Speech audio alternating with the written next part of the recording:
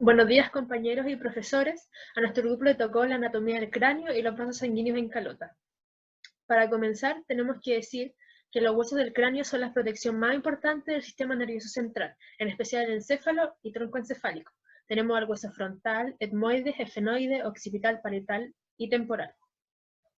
Partiendo por el hueso frontal, tenemos que decir que es un hueso impar, central y simétrico. Ocupa la parte más central del cráneo. Tiene tres caras, la exocranial, orbitaria y endocranial, y tres bordes, que es el orbitonasal, superior y efenoidal. Luego tenemos al hueso etmoide, que es un hueso impar, central y simétrico, que se ubica delante del efenoide en la escotadura etmoidal del frontal. Tiene una lámina vertical y otra horizontal, donde se forman los canales olfatorios, y además de dos masas laterales. Luego el hueso efenoides, que es un hueso impar y simétrico que se ubica anterior y medio de la base del cráneo. Está entre el etmoides y el frontal por delante y el occipital por detrás. Forma conductos muy importantes como la hendidura esfenoidal, redondo mayor y menor, el oval, el óptico, el pterico-palatino y además de la fosa hipofisiaria. Luego tenemos el hueso occipital, que este es un hueso impar, central y simétrico de forma romboidal. Su conducto muy importante es el agujero magno, que es donde descansa el bulbo raquídeo, el nervio accesorio, pasa la médula espinal y las arterias vertebrales. Luego, hablando del hueso parietal, tenemos que es un hueso par que se ubica sobre el temporal, luego del frontal y antes que el occipital. Tiene una depresión muy característica que se llama hoja de higuera, donde discurre la arteria y vena meningia media. Y para finalizar tenemos al hueso temporal, que es un hueso par que contiene órganos esenciales para la audición, como la trompa de Eustaquio y el conducto auditivo interno. En su cara endocranial se encuentra la fosa yugular, donde pasa la vena yugular interna, el conducto carotidio, el agujero rasgado anterior. Y en su cara exocranial constituye grandes puntos de inserción para el músculo temporal y para la articulación temporomandibular.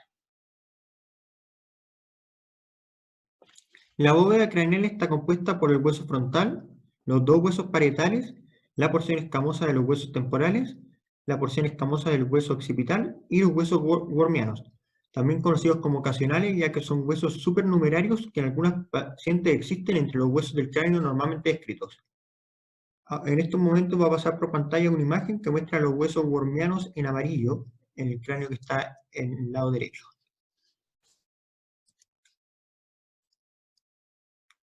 Suturas.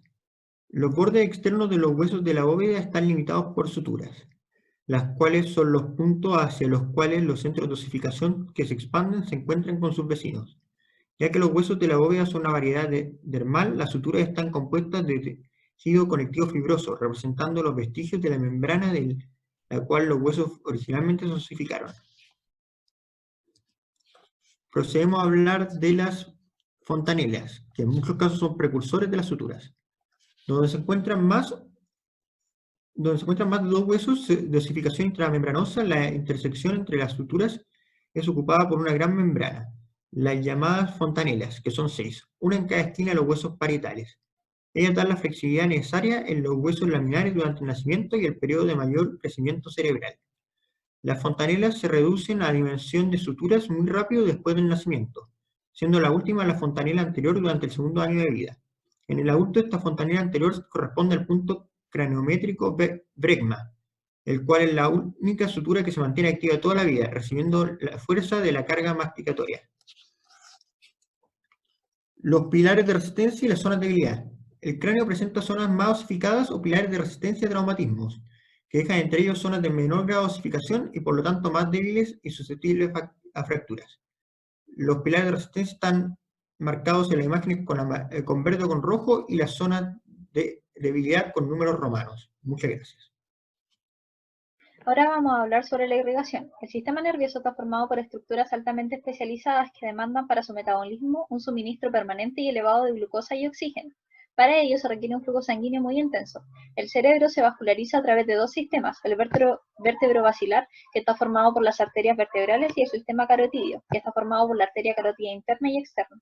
En la base del cráneo, estas arterias forman un polígono anastomósico llamado polígono de Willis, del cual salen las principales arterias para la vascularización cerebral. El sistema carotidio nace a partir de dos arterias carótidas comunes, una a cada lado, que tienen origen diferente. La derecha nace del tronco branquiocefálico y la izquierda directamente del arco aórtico. La arteria carótida común se bifurca en una externa y una interna, a la altura de C4, a nivel del borde inferior del cuerpo del delioides. La arteria carótida externa da múltiples ramas colaterales en su ascenso, cuyo número varía de 4 a 12, entre las que encontramos la arteria tiroides superior, que da origen a la rama laringea superior, que irriga músculos de la laringe. Al llegar al vértice del lóbulo lateral de la glándula tiroides se divide en sus ramas, anterior, posterior y lateral. La arteria lingual, que da origen a la rama dorsal de la lengua, a la arteria sublingual y a la arteria lingual profunda. La arteria faringe ascendente, que da ramas hacia la faringe, ramas prevertebrales, y la arteria meningea posterior, la cual penetra en el cráneo por el agujero yugular. La arteria facial, la arteria occipital, que llega hasta la zona occipital, da numerosas ramas musculares, su ramo meningio en la cavidad craneal por el agujero yugular. Y la arteria auricular posterior, que llega al borde anterior de la apófisis mastoides y da origen a una rama occipital y una rama auricular. Bueno, las ramas terminales de la arteria carótida externa son la arteria temporal superficial y la arteria maxilar. La arteria temporal superficial, dentro de la región parotidia, da origen a ramos parotidios, y al salir de este compartimento, da origen a su colateral más importante, que es la arteria transversa facial, la rama que transita por la región maseterina, paralela al arco cigomático. La rama frontal o anterior se anastomosa con la arteria superciliar y va a irrigar el cuero cabelludo. La rama parietal o posterior se distribuye por el sector temporal y occipital y se puede encontrar anastomosada con ramas de la arteria occipital. La arteria maxilar surge en la parte alta de la fosa infratemporal como rama terminal de la carótida externa. A lo largo de su trayecto emite 14 ramas colaterales y una rama terminal, la arteria esfenopalatina. Se distribuye hacia los maxilares, las piezas dentarias, las fosas nasales, los músculos de la masticación, las meninges y el paladar. Por su parte, la arteria carótida interna sigue un ascenso prácticamente rectilíneo y va a terminar ingresando por la porción petrosa del hueso temporal en el canal carotídeo, para ir a irrigar la porción cefálica del sistema nervioso central.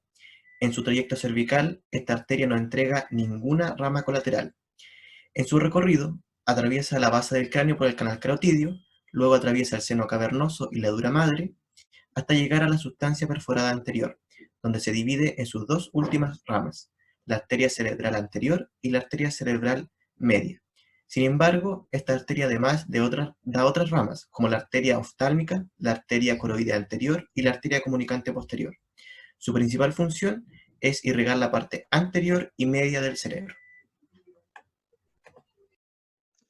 En cuanto al sistema venoso del cráneo, tenemos, primero que nada, las venas del encéfalo. Son las venas de la sustancia cerebral, dentro de las cuales encontramos venas profundas y venas superficiales. Forman un tronco común representado por la vena de Galeno, la cual desemboca en el seno recto. Las venas meningeas están representadas por la vena de Troland y la vena de la B, que son venas que resumen la circulación meningea hacia el seno longitudinal superior. Encontramos también las venas tegumentarias, representadas por la vena temporal, superficial, frontal, orbitaria, auricular posterior y occipital. Estas tienen origen en la red cutánea del cuero cabelludo y la circulación ósea de los huesos del cráneo provienen de las venas diploicas. Estas van a constituir colectores que van a vaciarse ya sea hacia las venas tegumentarias o hacia las meninges. La comunicación de la circulación exterior con la interior craneal se produce por las venas emisarias. Ahora, cuando hablamos de los senos de la dura madre, nos referimos a conductos venosos formados por desdoblamiento de la dura madre, dentro de los cuales tenemos senos pares. El seno esfenoparietal de Brecht sigue las alas menores del esfenoides, comunica los senos longitudinales con los senos cavernosos. Este último ocupa el espacio entre la hendidura esfenoidal y el agujero rasgado anterior. Sus eferentes son los senos petroso superior, inferiores, peroccipitales y carotídeos. El petroso superior enlaza el extremo posterior del seno cavernoso al seno lateral. El inferior sigue el borde inferior del peñasco y se dirige al agujero rasgado posterior, para terminar en la vena yugular interna. El seno lateral llega a la base del peñasco y sigue la porción sigmoide y luego continúa con la yugular interna. El occipital posterior sigue por lados del cerebelo, rodea el agujero occipital y termina en el seno lateral. Ahora, en cuanto a los impares, tenemos el longitudinal superior, el cual nace en el agujero ciego por la vena del esperino, termina en la base de la hoz, el seno longitudinal inferior, el cual sigue el borde cóncavo de la hoz del cerebro y desemboca en el seno recto. Este último está situado en la parte media de la tienda del cerebelo y en la base de la hoz del cerebro. Termina en el seno lateral o en la prensa de Erófilo. El seno coronario se encuentra a nivel de la silla turca, conecta ambos senos cavernosos y por último el seno occipital transverso se encuentra en la porción basilar del occipital y está formado por un conjunto de venillas que se anastomosan entre sí. Muchas gracias por su atención.